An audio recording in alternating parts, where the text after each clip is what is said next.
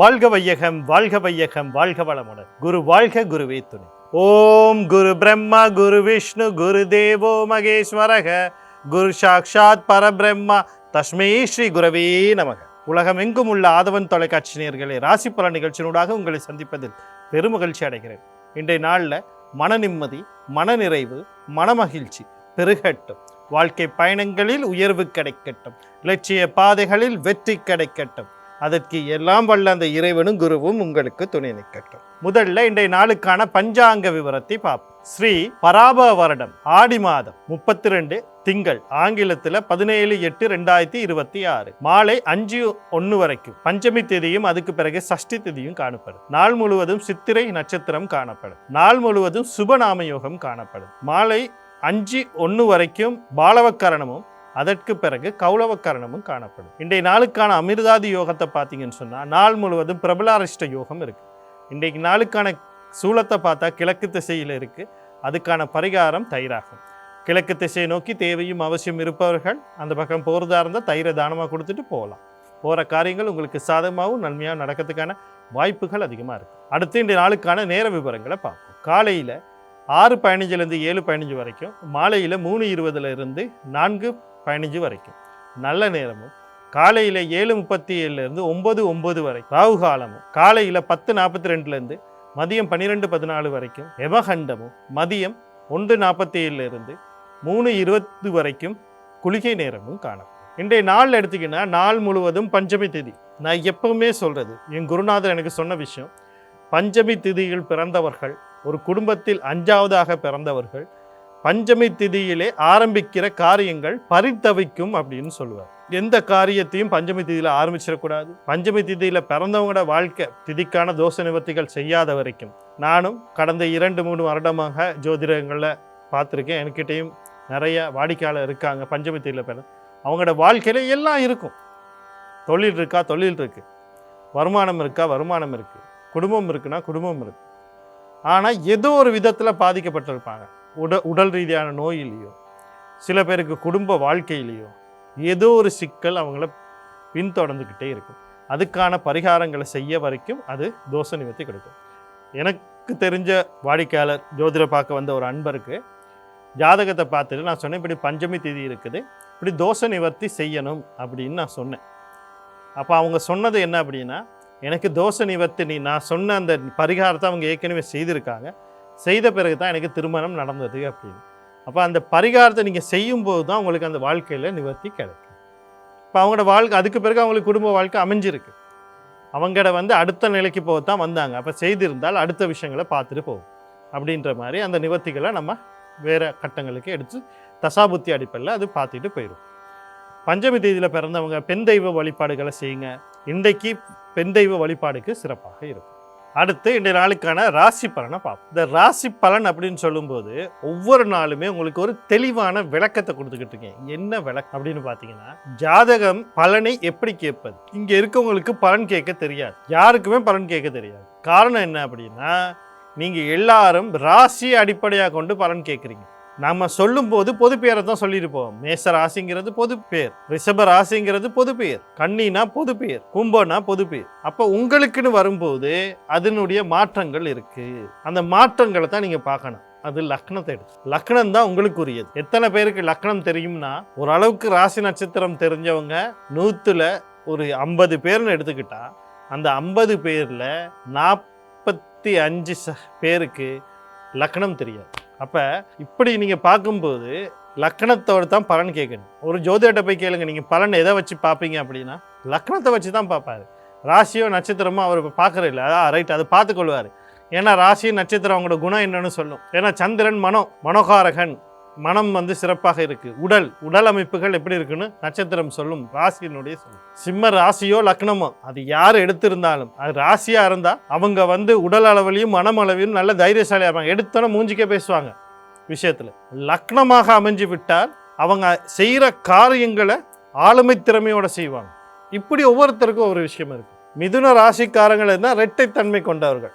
உடலில் அவர்களுக்கு ஆண்மைத்தன்மையும் இருக்கும், பெண்மைத்தன்மையும் இருக்கும். முழுமை பெண்மைன்னு சொல்லிட முடியும். அவர் ரெண்டையும் கலந்த மாதிரி தான் இருப்பாங்க அவருடைய உடல் அமைப்பு. மனமும் அப்படித்தான். என்னத்தான் அவங்க வெளியே ஒரு கடினமான தன்மையை காட்டினாலும், அது ஒரு ஆண் ராசி அப்படி கடுமையான தன்மை காட்டினாலும் அந்த புதனுக்குரிய நளினத்தன்மைகள் அவங்களுக்குள்ள இருக்கும். இப்படி ஒவ்வொரு ராசிக்கு ஏற்ற மாதிரி அதை தெரிஞ்சு வச்சுக்கொள்றது. ரைட், இவங்களோட குணாதிசயங்கள் என்ன அப்படின்னு தெரிஞ்சு வச்சுக்கிறதுக்கு ராசியும் நட்சத்திரமும் அவசியப்படும்.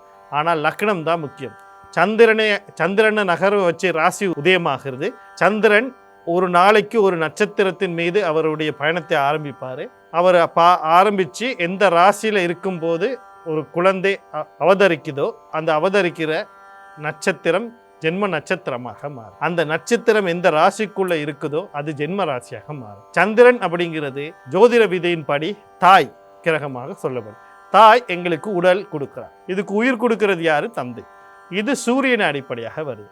சூரியன் மாதத்திற்கு ஒரு ராசியில் இருப்பார். அவர் பார்த்தீங்கன்னா தை மாசம் மகரத்தில் ஆரம்பிப்பார். சித்திரை மாசம் அப்படிங்கும்போது மேசத்தில் ஆரம்பிப்பார். இப்படி அவர் மாசத்தில் ஆரம்பிச்சு சூரிய ஒளி அந்த ராசி கட்டங்களுக்கு ஊடாக தெரிகிற அடிப்படையில் ஒரு நாளைக்கு 2 மணித்தியாலத்துக்கு ஒருக்கா சூரியனுடைய இடம்பெயர்வு நடக்கும். அப்படி அவர் நகர்வு நடக்கும் போது மேச லக்னமாக இருக்கும். 2 மணித்தியாலத்துக்கு பிறகு ரிஷமமாக மாறும். 2 மணித்தியாலத்துக்கு பிறகு கடகமாக, மிதுனமாக, கடகமாக மாறும். அப்ப இப்படி அந்த பலன்கள் எல்லாம் வரும். அப்ப லக்னம் தான் தெரியும். அதுதான் ஆத்மகாரகன். சூரியன் தான் ஆத்மகாரகன், உற்பத்திக்காரகன். அவர் தான் தந்தை உயிரை கொடுப்பார். லக்னத்தை தெரிஞ்சு வச்சுக்கணும். முதல்ல நீங்க தெரிஞ்சு வச்சுக்க வேண்டியது லக்னம். நம்ம மேச ராசிக்காரர்களே அப்படின்னு சொன்னா நீங்க மேச லக்னக்காரர்கள் உண்மைப்பா கிடைக்கும். துலா ராசிக்காரர்களே அப்படின்னு சொல்லும்போது துலா லக்னக்காரர்கள். ஆனா இப்படி நம்ம சொல்றோமே, ஒரு லக்னத்தில் கோடான கோடி பேர் பிறந்திருப்பாங்க.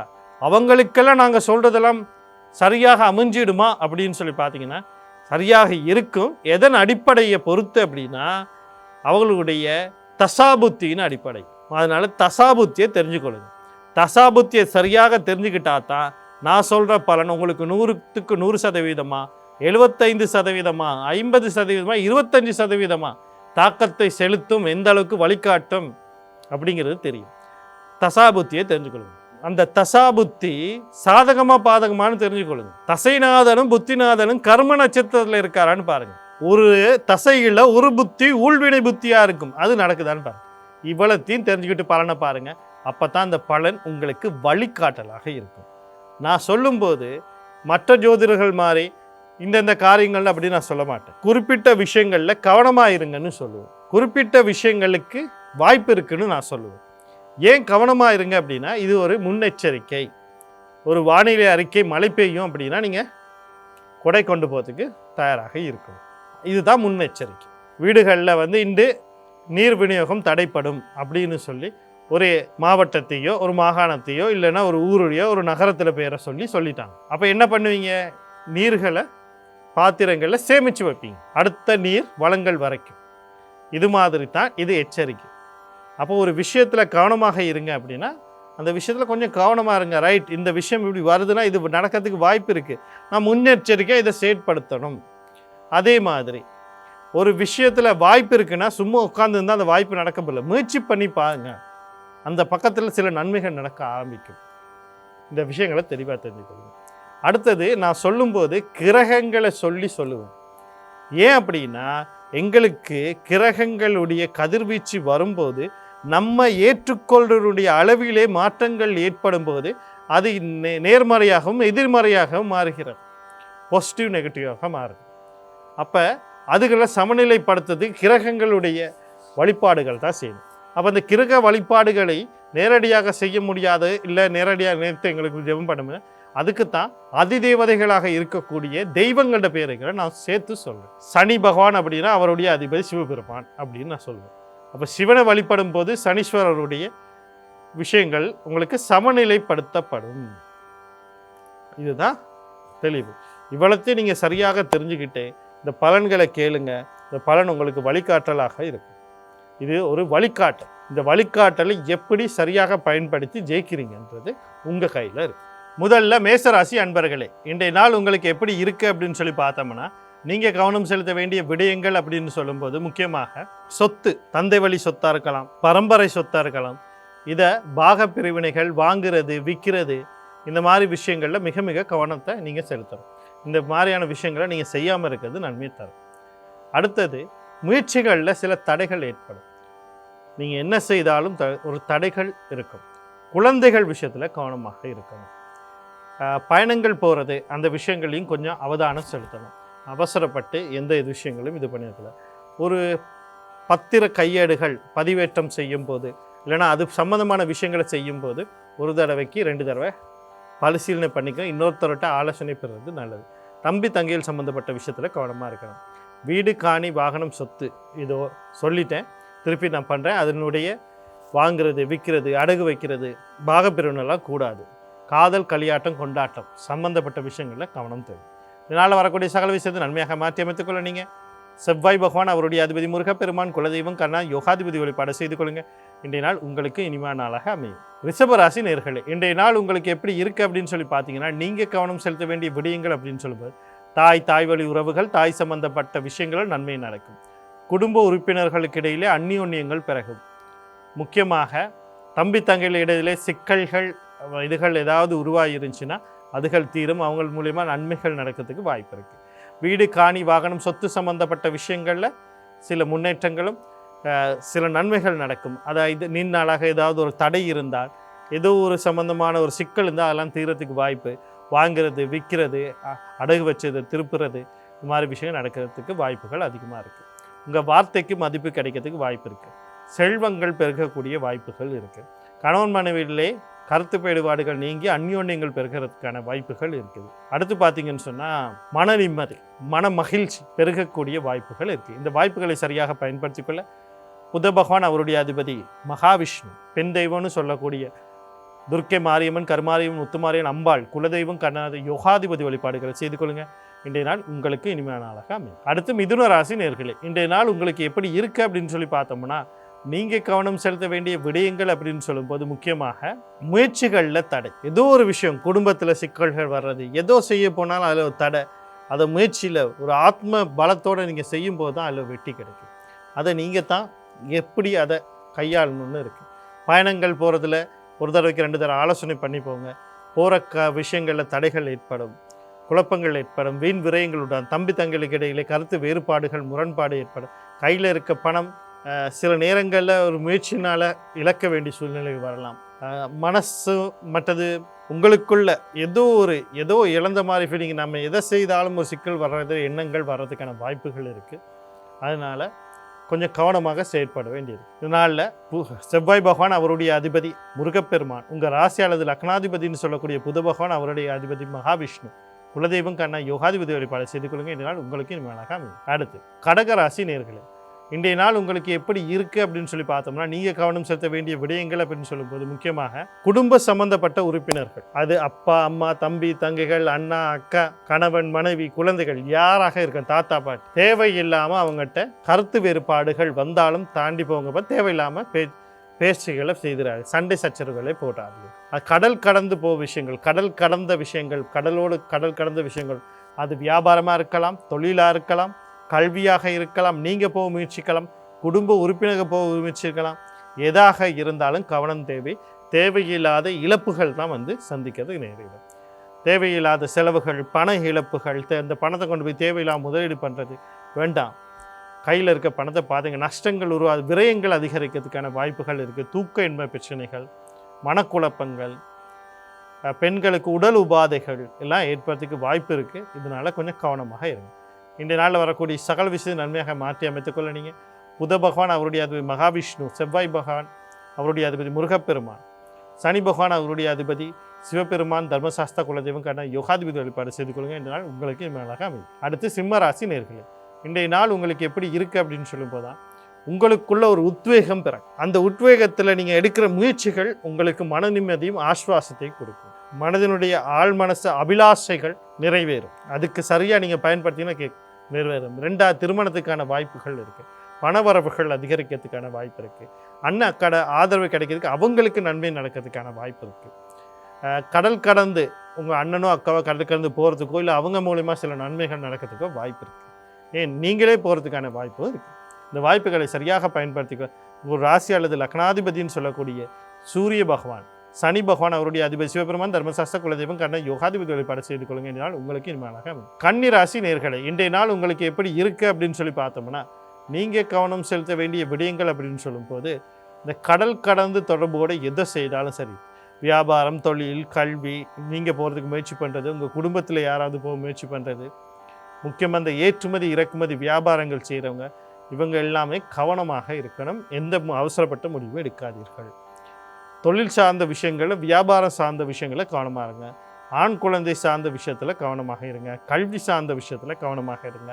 பெண்களுக்கு உடல் உபாதைகள் இருக்கும். கையில் வீண் விரயங்கள் ஏற்படுறதுக்கு வாய்ப்புகள் இருக்குது.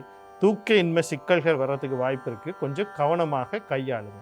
இந்த நாளில் வரக்கூடிய சகல விஷயத்தையும் நன்மையாக மாற்றி அமைத்துக்கொள்ள நீங்கள் சனி பகவான் அவருடைய அதிபதி சிவபெருமான் தர்மசாஸ்திர குலதெய்வம் கண்ண யோகாதிபதி வழிபாடு செய்து கொள்ளுங்க. இன்றைய நாள் உங்களுக்கு இன்பமாக அமையும். அடுத்து துலா ராசி நேயர்களே, இன்றைய நாள் உங்களுக்கு எப்படி இருக்குது அப்படின்னு சொல்லி பார்த்தோம்னா, நீங்கள் கவனம் செலுத்த வேண்டிய விஷயங்கள்னா, ஆள் மனசு அபிலாசைகள் ஆசைகளை குறைச்சிக்கிட்டாலே பிரச்சனை இல்லை. நீங்கள் எதிர்பார்ப்புக்கு மாறாகவோ குறைவாகவோ எதிராகவோ நடக்கிறதுக்கு வாய்ப்பு இருக்குது. தந்தை வழி உறவுகள், தந்தை சார்ந்த விஷயத்தில் கவனமாக இருக்கணும். எந்த முடிவையும் அவசரப்பட்டு எடுத்துக்கலாம். வாழ்க்கை சார்ந்த முடிவு எதையும் எடுத்துடாதீங்க. 2வது திருமணம் பற்றி முடிவுகளை எடுக்காதீர்கள். மற்றது அண்ணன் அக்கா சம்மந்தப்பட்ட விஷயங்களில் கவனமாக இருங்க. எல்லா விஷயத்துலையும் உயர்கல்வி சார்ந்த விஷயத்துலையும் கவனமாக இருக்கணும். அவசரப்பட்டு எந்த முடிவும் எடுத்துடக்கூடாது. இந்த நாளில் வரக்கூடிய சகல விஷயத்தை நன்மையாக மாற்றி அமைத்துக்கோ. நீங்கள் சூரிய பகவான், சனி பகவான் அவருடைய அதிபதி சிவபெருமான் தர்மசாஸ்திர குலதெய்வம் கண்ண யோகாதிபதி வழிபாடு செய்து கொள்ளுங்க. இந்த நாள் உங்களுக்கு இனிமையாக அமையும். விருச்சிக ராசி நேயர்களே, இன்றைய நாள் உங்களுக்கு எப்படி இருக்குது அப்படின்னு சொல்லி பார்த்தோம்னா, நீங்கள் கவனம் செலுத்த வேண்டிய விடயங்கள் அப்படின்னு சொல்லும்போது, முக்கியமாக தந்தை வழி உறவுகள், தந்தை சார்ந்த விஷயத்தில் கவனமாக இருக்கணும். மற்றது பார்த்தீங்கன்னு சொன்னால், ஆண் குழந்தைகள் விஷயத்துலையும் முக்கியமாக ஆண் குழந்தை விஷயத்தில் கவனமாக இருக்கும். செய்யும் தொழில், தொழிலை விட வியாபாரம் சார்ந்த விஷயத்தில் கவனமாக இருக்கணும். நீங்களும் சரி, உங்கள் தந்தையும் சரி, எங்கே இருந்தாலும் சரி, எங்கே போனாலும் சரி, என்ன செய்துக்கிட்டு இருந்தாலும் சரி, அந்த விஷயங்களில் கொஞ்சம் கவனம் செலுத்துங்க. அவதானமாக இருங்க. சில இழப்பீடுகளையோ நஷ்டத்தையோ, தொலைந்து போகிறது, களவு போகிற விஷயங்கள், விபத்துக்குள்ளாகிற விஷயங்கள்லாம் நடக்கிறதுக்கு வாய்ப்பு இருக்குது. மற்றது எதிர்பார்த்த இன்சூரன்ஸ் சொத்துக்கள், தந்தை வழி சொத்துக்களில் தடைகள் ஏற்படுறதுக்கு வாய்ப்பு இருக்குது. இந்த நாளில் வரக்கூடிய சகல விஷயத்தையும் நன்மையாக மாற்றி அமைத்துக்கொள்ள நீங்கள் சனி பகவான் அவருடைய அதிபதி சிவபெருமான் தர்மசாஸ்திர ஆஞ்சநேயர் குலதெய்வம் கண்ணா யோகாதிபதி வழிபாடுகளை செய்து கொள்ளுங்க. இந்த நாள் உங்களுக்கு இனிமையாக அமையும். அடுத்து தனுசு ராசி நேயர்களே, இன்றைய நாள் உங்களுக்கு எப்படி இருக்குது அப்படின்னு சொல்லி போய் பார்த்தோம்னா, தந்தை வழி உறவுகள், தந்தை சார்ந்த விஷயத்தில் எதிர்பாராத சில நன்மைகள் நடக்கும்.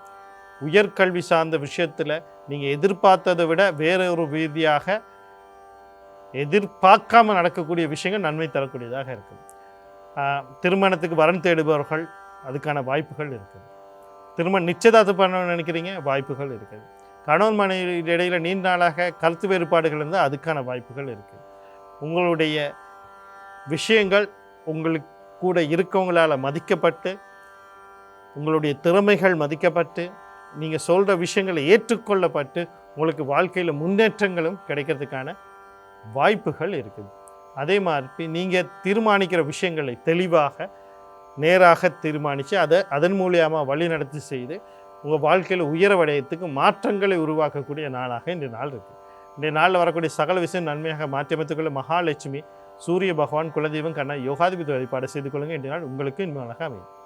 அடுத்து மகர ராசி நேயர்களே, இன்றைய நாள் உங்களுக்கு எப்படி இருக்குது அப்படின்னு சொல்லி பார்த்தோம்னா, நீங்கள் கவனம் செலுத்த வேண்டிய விடயங்கள் அப்படின்னு சொல்லும்போது கவனமாக இருங்க. நீங்கள் மட்டும் இல்லை, உங்களுடைய வாழ்க்கை துணை இன்னும் சொல்கிறவங்களும் இன்றைக்கு கவனமாக இருக்கணும். நிறைய விஷயங்களில் கவனமாக இருக்கணும். குடும்ப வாழ்க்கை சம்மந்தப்பட்டும் 2 பேரும் ஆலோசனை பண்ணி முடிவெடுங்க. அதே மாதிரி வெளியே போனாலும் சரி, வந்தாலும் சரி, வீட்டில் இருந்தாலும் சரி, அவதானமாக வேலை செய்யுங்க.